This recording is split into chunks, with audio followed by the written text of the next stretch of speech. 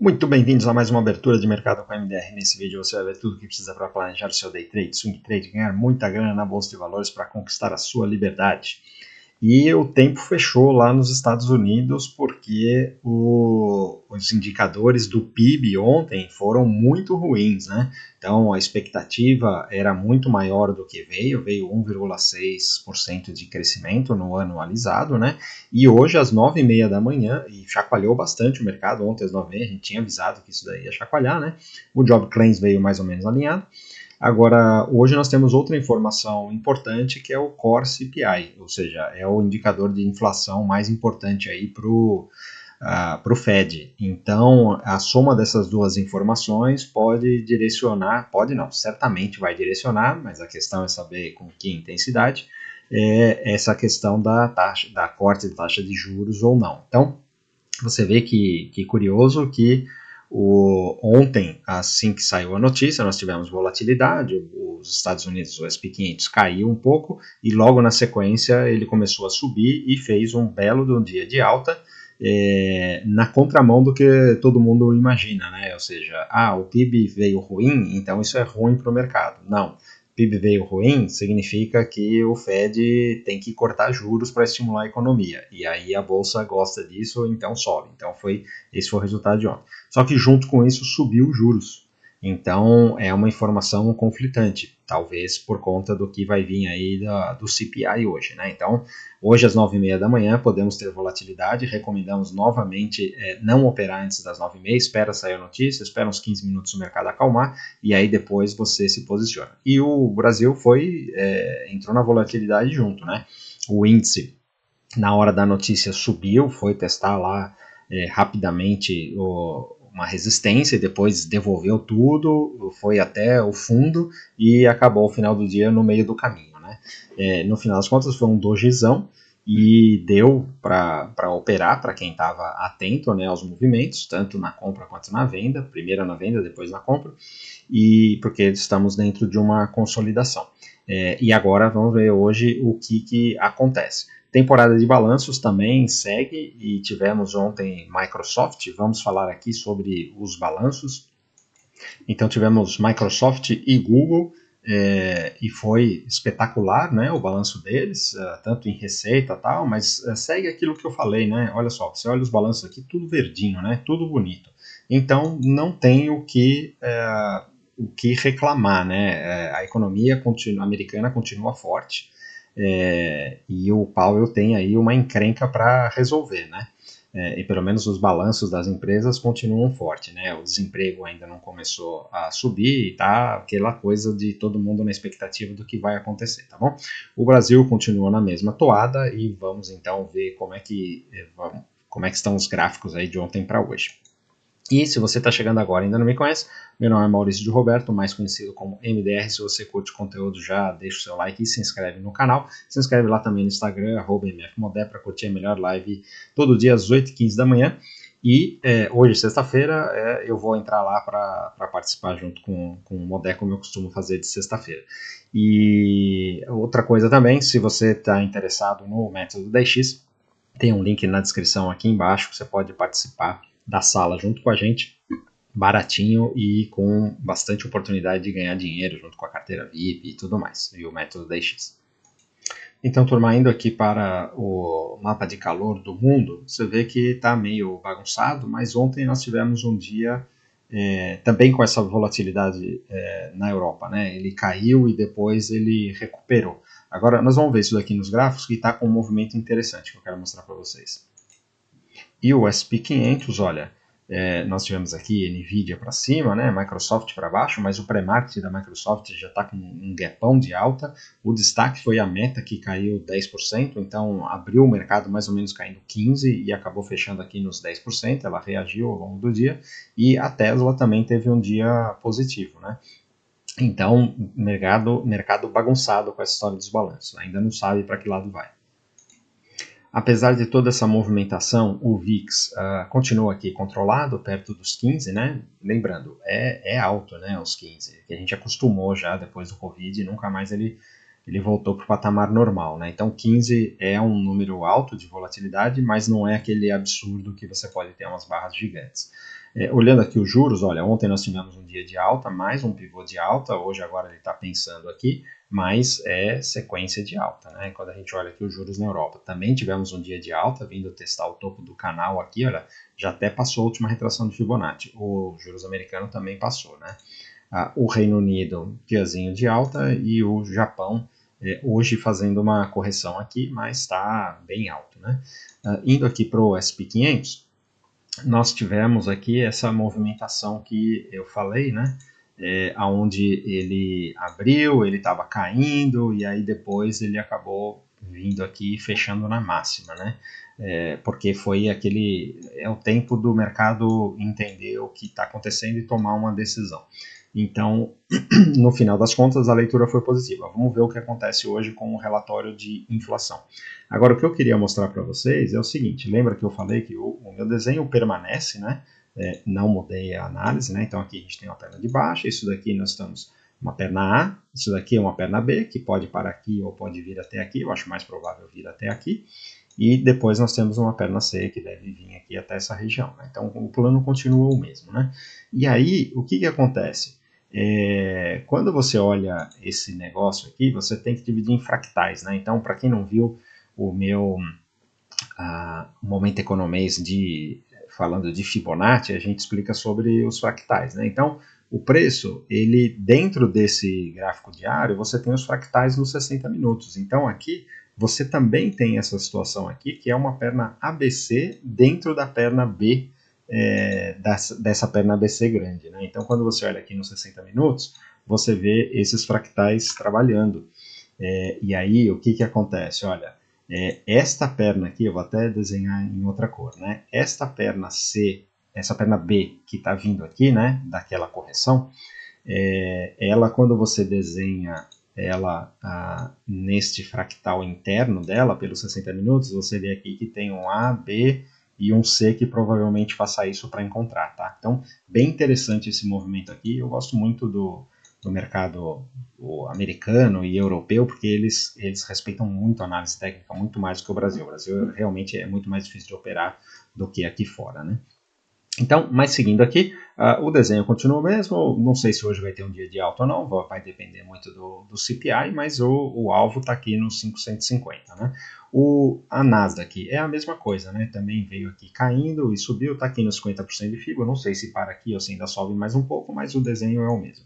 O Dow Jones, você vê que ele já chegou aqui nos 50% de FIBO, já era aqui esse suporte, e ele está reagindo aqui, né? Ontem, ao invés de ele fazer o dia de alta, ele fez um dia de baixa, né? Então, não sei se ele ainda tenta fazer mais uma perna ou se ele já vai virar aqui para baixo, né? Lembrando, nós estamos pensando aqui numa correção com alvo aqui nesta região, né? Aqui. E o Russell 2000, ele ainda não decidiu se vai entrar para dentro da consolidação ou se vai voltar a testar topo. Eu acho mais provável ele entrar para dentro da consolidação nesse momento. Olhando aqui o DAX alemão. Então, o DAX alemão, olha, agora ele está nessa situação ambígua, né? Porque ele veio aqui, isso daqui pode ser um topo mais baixo em relação a esse, para ele vir aqui fazer mais uma perna de baixa, né? Esse é um cenário. E o outro cenário é que ele fez essa alta, veio aqui, já deixou um fundo mais alto e vai fazer um pivô de alta para testar o topo. Está ambíguo, então eu não sei o que pode acontecer nisso daqui.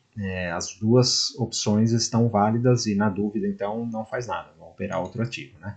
Como, por exemplo, aqui o Reino Unido, que rompeu o topo, está subindo, ontem teve um dia de alta, hoje está tendo um dia de alta, muito mais fácil de operar com a tendência clara, né?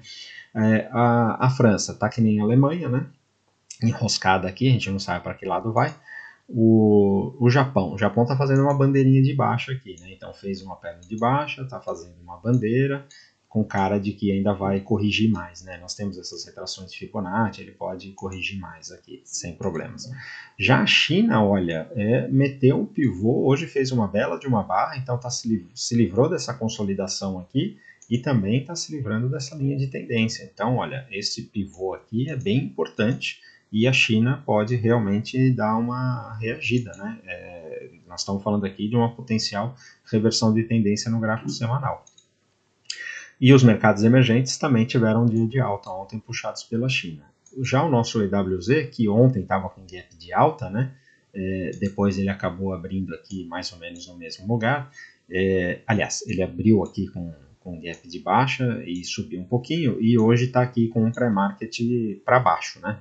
Então, eu não sei se sobe mais um pouco, né? Mas provável aqui é um topo mais baixo, que é o caminho que ele está fazendo, né? Então, esse daqui é o destino do nosso EWZ, que é para baixo.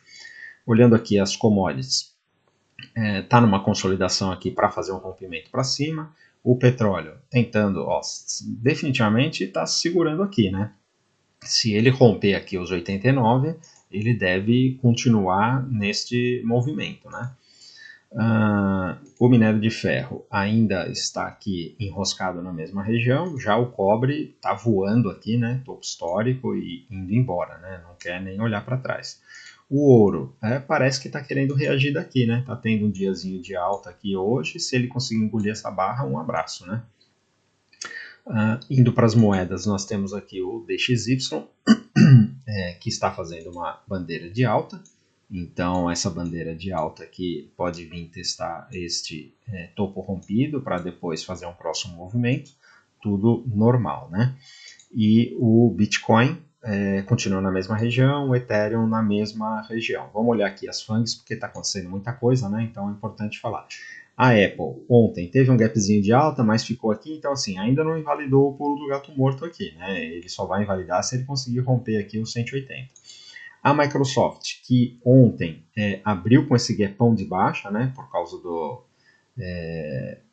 do balanço da Meta, e aí reagiu, porque está aqui numa zona de suporte, né? Então isso aqui foi um falso rompimento de fundo, e hoje com esse balanço ela vai abrir aqui com um gapão de alta, né? Então você vê que a Microsoft reagiu, né? Com bem mais força que a Apple, já que a Apple ainda não foi o balanço, né?